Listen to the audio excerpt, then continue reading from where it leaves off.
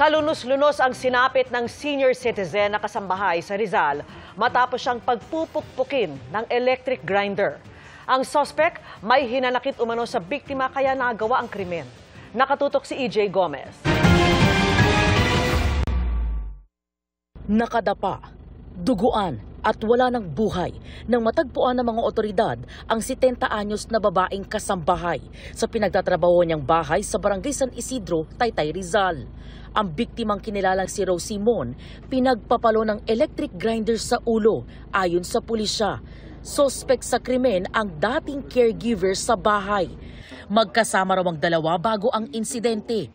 Inalok umano ng trabaho ng biktima ang suspect na napag-alamang may utang sa kanya.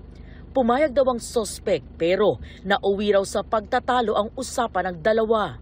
Nilalait daw po siya nung biktima tungkol sa kanyang pamilya na hindi na po niya nagustuhan. Nauwi po ito sa pagtatalo. Yung biktima raw po ang unang nanakit sa kanya. Binato daw po siya ng baso. Binato rin daw po siya nung electric grinder po. Nag-agawan daw ang dalawa sa electric grinder hanggang sa makuha ito ng suspect at saka pinagpapalo ang biktima. Hindi po bababa sa 8 pukpok po ang ginawa ng ating suspect sa biktima.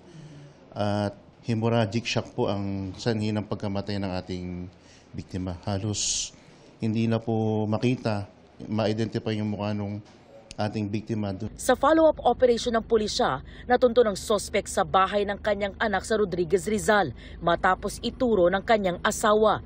Aminado ang suspect sa krimen dahil daw sa hinanakit.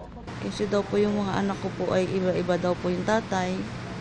Meron po kasi daw po yung asawa ko, mayroong babae. Sobrang sakit naman po siyempre.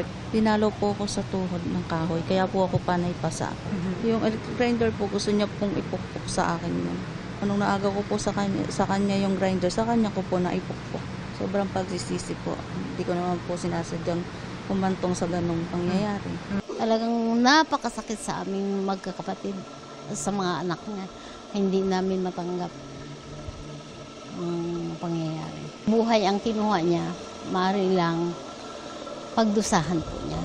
Sa custodial facility ng Taytay Police nakakulong ang suspect na inquest na siya at sinampahan ng kasong homicide. Para sa GMA Integrated News, EJ Gomez, Nakatutok, 24 Oras.